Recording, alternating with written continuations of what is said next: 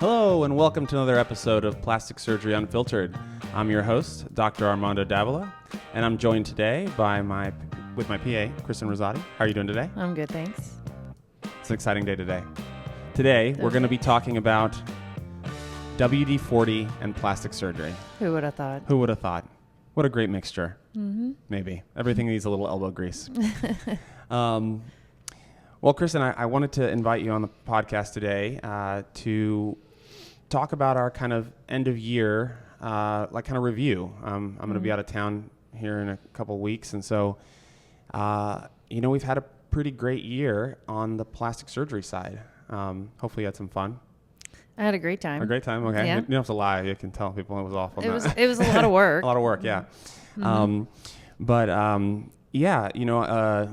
Just for kind of review, right? I've now been in kind of control or kind of open the Pittsburgh Center for three years. Mm-hmm. And I've been in Pittsburgh for about 5 years and change. Mm-hmm. And, again, I like to think that we kind of opened the Pittsburgh Center from scratch. We really kind of closed down the Hurwitz Center for Plastic Surgery. Dr. Hurwitz eventually retired and kind of started from scratch in a sense. Yeah. But we've had a pretty great year. So this year, from 2024 to 2025, we've almost, we've nearly 3x'd our revenue. We've, 4x'd our profits, our cash flow. Mm-hmm. And we've had the most successful year this year in almost the last decade of this company. So what do you think are contributing factors to that success? This was a big year for us. Mm-hmm. And to your point, I do like to think about the practice as a startup. And I think that I think we've talked about before, startups typically hit their stride between years 3 and 5. And so I feel like the timing is right. I feel like we obviously our team or our tribe, I think, is the biggest driving force to the success that we've had year over year as of lately. Absolutely. Mm-hmm. I think that talking about we were listening to a podcast about the team versus tribe and, family versus like what makes a company, a group of people, and why the term matters. Like, what does that mean to you, or like, what does tribe versus family versus team mean to you? Yeah, I mean, I think they summarized it really well in the podcast, and I'm going to steal it because I love the way that they talked about it. And the podcast was a Simon Sinek podcast, and they had the CEO of WD-40 on there. Exactly. Which who would have thought that's such an amazing company? But apparently the way they think about things is what we're trying to do, right? Mm-hmm. And, they talk about the group of people you work with. What do you call them? And I think a lot of places like to call them a family. Mm-hmm. But then Simon Sinek brings up a good point that, in a family is for life, right? And they said a really good line, and I'm probably going to misquote it, but like, they will sacrifice one person to save the team instead of sacrificing the team to save one person. Yeah. Yeah, absolutely. Yeah. Like, I think that's where if anyone remembers, I think Survivor. Do you remember that show, Survivor? Yeah. And, you had to vote off a member at the end of every episode. Mm-hmm. And it was sort of this like brutalistic kind of concept. But the idea that in order to sort of survive in a kind of harsh world, that a tribe sometimes needs to remove like kind of weak elements of the organization in order for it to grow. Mm-hmm. And I think that I've always hated the term family. Mm-hmm. Like I constantly in the meetings, I'm like, we're not family. It doesn't mean I can't care about you as a person, and more important, care about your own personal growth and help you succeed. But certainly we're not here to sort of just accept each other in a familial sort of way. Yeah, and I think there's a limitation to the word family. They also talk about when somebody graduates on from the company, right? And it's not necessarily a bad thing. If somebody does so well that they've outgrown the company and they want to move on to the next position. And when you say when you call the team a family, it kind of limits that potential, because family is for life, whether you like to admit it with your personal family or not. Sure. You know what I mean? Yeah, exactly. So, And I mean, I've talked about that since I took over the company, right? That if someone is growing so quickly in this organization, I will help them find the next step for them if the organization isn't keeping up with their own personal growth and how important that is. I think that, one of the big shocks for a lot of our patients were, how they started seeing less familiar faces kind of early on in the organization. And, while I could be, I guess, called a cruel CEO, I guess, by the people who are in, I very much hope that they have found success in something that feels more aligned to them. Because that's the thing we say kind of in the show Survivor, right? It's sort of like, oh, there's this weak link implying that there's something wrong with that person. And that's not really what I think at all. What I think is that like WD-40 has a certain set of operational values and focus, and you either want to be part of something like that or you don't, and you may think that you want to be part of it, and then you get there and you're like, this is not for me, you know? How do you think that has like sort of evolved as people have been here in the organization? I think of our like 3-month probation. Like, what do you think? That's a scary word for people we sometimes. don't call it probation anymore. We call it onboarding. Okay. Sure. Yeah. Okay. I think we've just become a lot better at explaining our company values. First of all, we identified company values, which I think fit us quite well. And we do a much better job being clear and explicit about them when we are onboarding people. And, I think it even goes one step before the 90-day thing. I think we've completely revamped how we interview and hire people. And I think that's really helped us to find people who are more in alignment with the company values that we have now. Yeah, absolutely. The guy from, and it's interesting. We do the 3-month, the WD-40 guy does the same thing. He goes, he says, one of the things I do at 90 days when someone joined the company, and I go to them and say, did we lie to you about what we promised? Oh, I turned my car off right when he was about that. to say that. So but I wonder what he was going to say. Did I lie to you about what I promised? And, like we had a recent hire, and I remember going to her at 90 days because she wasn't yet executing at the level of the values that I expect to kind of move her on. And I said, did I lie to you at any point in the interview process and like the standard I hold people to as a CEO? And she was like, well, no. And I'm like, okay, well, do you actually still want to be here? And I asked her quite seriously, and she's like, yes. And I'm like, okay, well then I need to coach you to get you to a place where you can actually execute on these values. And it was almost like a light bulb went off. It didn't happen during the first 90 days. And that's why it isn't a fixed period. But now she's, like excelling and start like a really star player. So, I just, I wanted to go back to the tribe concept. Yeah.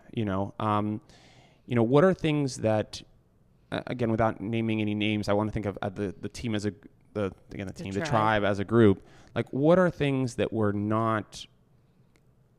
that are current values of the organization that you don't feel were being executed in the previous set of values, or what were the values of the previous organization? I think.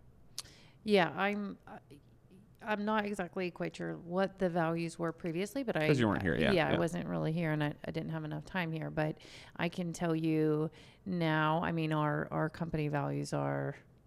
I'll list meticulous, adaptable, curious, and resourceful. Yeah, and so I think that those fit us to a T. I'm sorry, I forgot what did you ask me? I was just asking, like, yeah, like, I think that like difficult transitions, right? Another thing he talks about is, that one of the, I have, like you said, I have to sacrifice. If I have to sacrifice one person to save the group, but I cannot sacrifice the group to save one person. But it feels like a kind of a weird concept. What happens if the entire group turns over? How did that occur? Man, you're just it's a hard hitter. Crushing me. Yeah. I just think that like a couple of things. Like with the resources, we also really encourage like cross accountability, which is something that we're continuing to work on. We like to sunshine a lot of things happening in the practice so that there's not a lot of backwards, water cooler talk. Communications. Yeah. We've standardized almost all of our processes. And we have these weekly meetings now. And I just think that we have really processified a lot of things. And I think that was a different podcast we listened to, but when you processify and standardize and then you get the right people on top of it, people can always break those processes and those guidelines. They're just guidelines as long as they're aligned in their decision making with the values, right? Yeah. And I think I think we're getting to that sweet spot. It just takes a lot of time and a lot of work. Yeah, I think that, I'll answer what I think of my own question, which was, I remember talking about when I joined this organization, it felt like it was a bunch of people having their own business, their own mini business within a business. And it's not that that's a bad strategy. Again, that's a strategy. I have we met a gentleman who has a salon, right, who actually employs that strategy. That's the business model. It's his business model. So he basically rents the chairs and each person just sort of comes in, has their own mini business within his business and essentially gives him a cut, right? And it very much felt like that was kind of what would happen when I would come to work here. So, you'd have one provider offering a set of services at their set of prices with their set of techniques, and then the other provider would offer a completely different set of services, even though on paper in the menu of the brochure of the company, it was like said the same thing. And so, obviously I think that created individual provider loyalty and people really liked receiving that service from that individual. But when that person was sick or when something was going on, there was no real way to transition that. And there was also no way to scale that into the organization to something larger. And that's why I felt we really had to make it more of, again, the tribe. Right. In the tribe, like he talks about the idea that each tribe member has a role. And if you just have each tribe member doing each individual thing, I don't really think it's a... No, and I mean, I think to further elevate the tribe concept, it's like the tribe was around, way back when it was life and death situations, right? And so every person's position in the tribe was important, no matter how small it seemed. So I think that's another reason why I like to consider us a tribe and, not a team and not a family, because every role is important. And as we discussed this morning at our team meeting, everybody plays an important part and their voice is very important in helping to make this company a success. So, yeah, I think the second thing that I've really made a highlight is, again, personal growth and success for the individual, right? Back to your line about how you can kind of graduate out of the organization and that's fine by me. Like, I don't believe in company loyalty. I think that's a bit of a farce and a trick that CEOs play to like convince, to suppress people and to convince them to stay when they shouldn't. And, but to me more, the company needs to be doing something for you. They need to be growing you as a person, and money is a secondary consequence of that growth. You grow the people first and then you reap the benefits from it. And you have to have money for the tribe, but. Yeah, there was a great line in this podcast about that. It said something like, it was something about being present for your team and they will perfect like their job or their job responsibilities. So, the episode, I just think it was so spot on with what we're trying to do. Yeah, I think, one thing he says is right, that my job as a coach, because I talk about myself as a coach a lot, is not to mark up your paper and tell you didn't get an A. My goal is to try to get you to the point where you get an A. Now, I have to mark up the paper in order to get you there. Yeah. Right? That's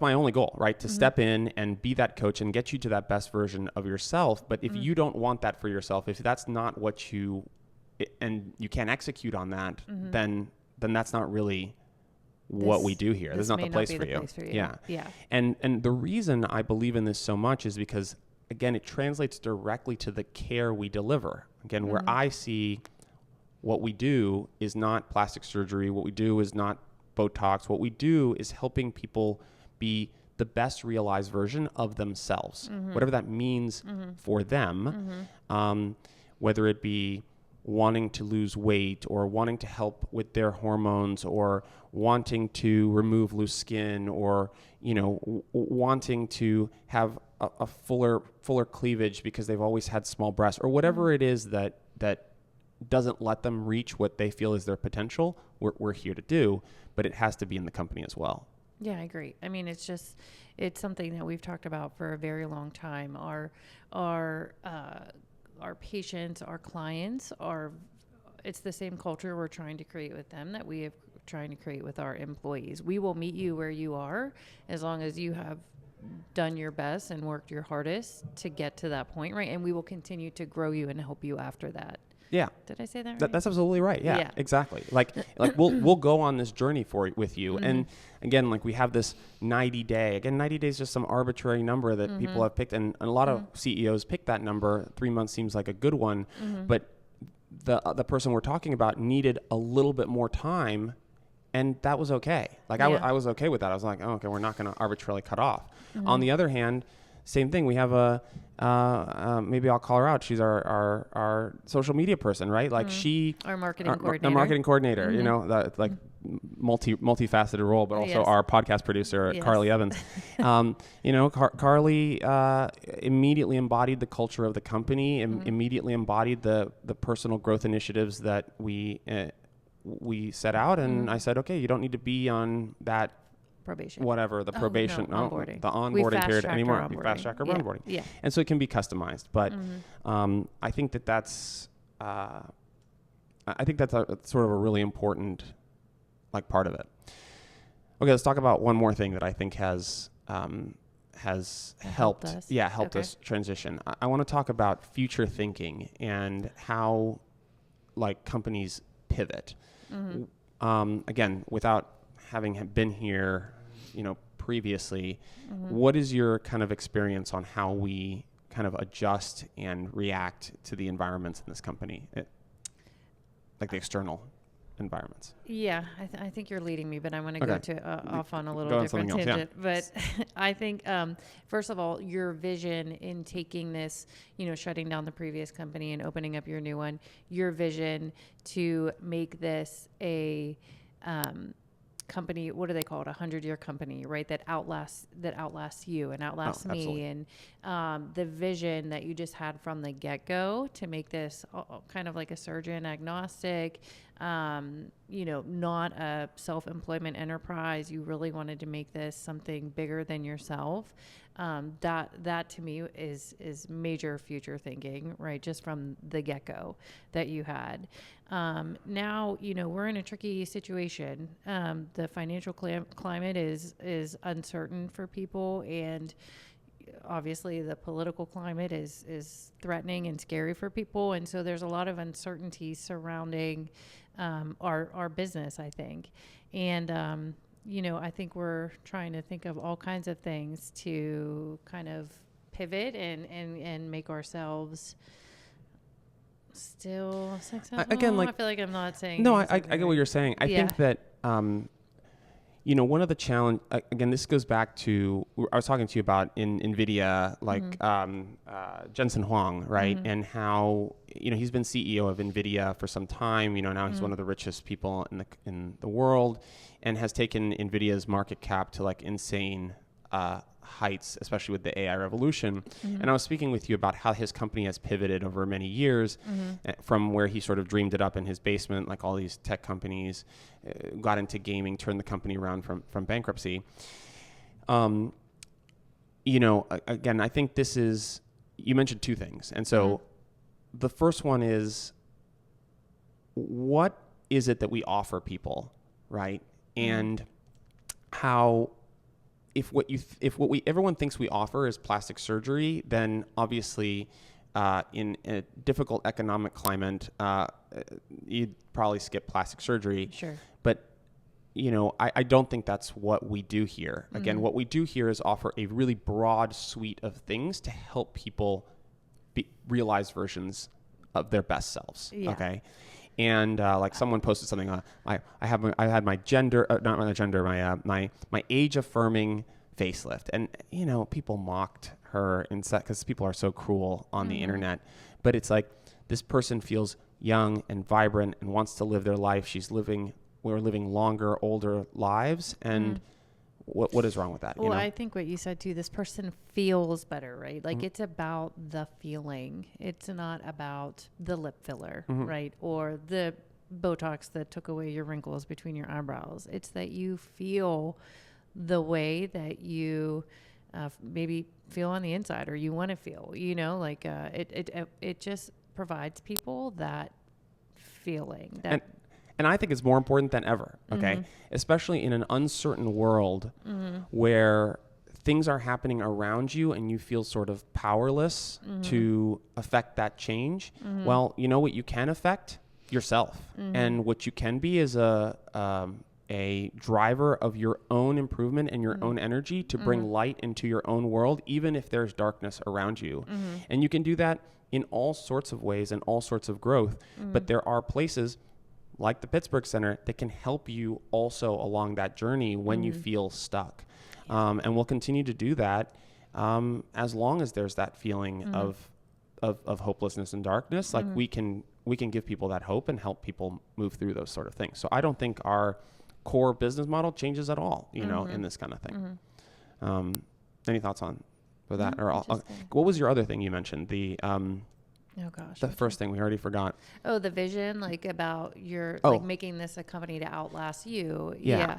I think for me the idea is legacy, right? It's like, what does it mean to have a legacy? I chose to sort of purchase or carry on someone else's legacy, and I think that sometimes that can be misconstrued as the idea that you're going to sort of erect a monument or something and have some like plaque with their name or whatever, and that somehow the legacy that you leave behind is your like name.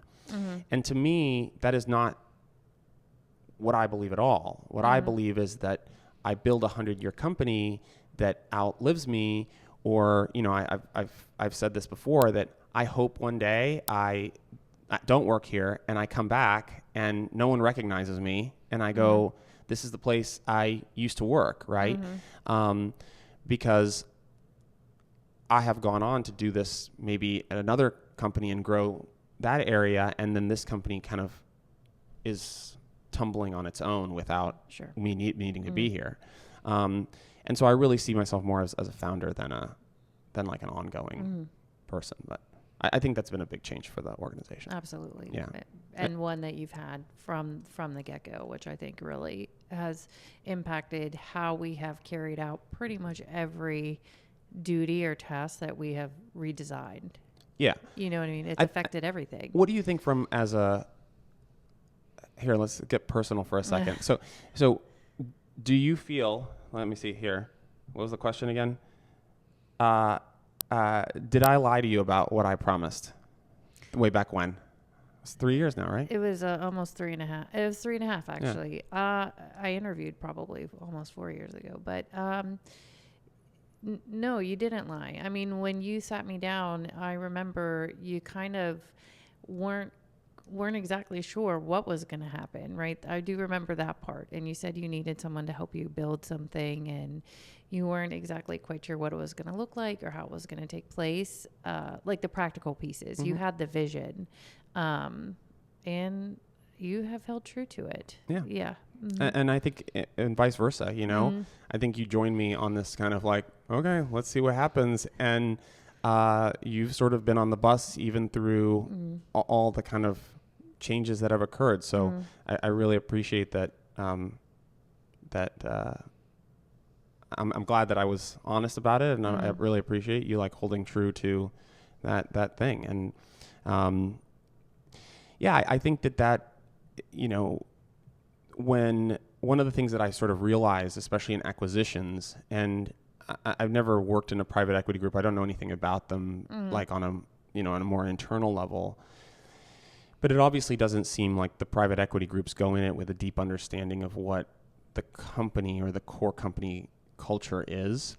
But I do think about when one company acquires another, when Boeing acquired the other McDonnell Douglas. I think that Boeing acquired McDonnell Douglas, and I think about how a lot of the time there's sort of like layoffs or there's transitions of teams. Yes. Like, why do you think that? I'm leading you, I guess, again. Like, oh, well, I just think that in private equity, it's like there's one thing that matters, and it's the bottom line, I think. And there are strong cultures, I believe, in private equity. It's just not the type of culture which I would want to, work in. Sure. And I think that they value monetary success over the lives of the people they're employing and the product. And the personal growth. So yeah. And again, it's a perfectly fine model, and if you enjoy that and are really driven by that, then there's great places for you to work. Yeah, absolutely.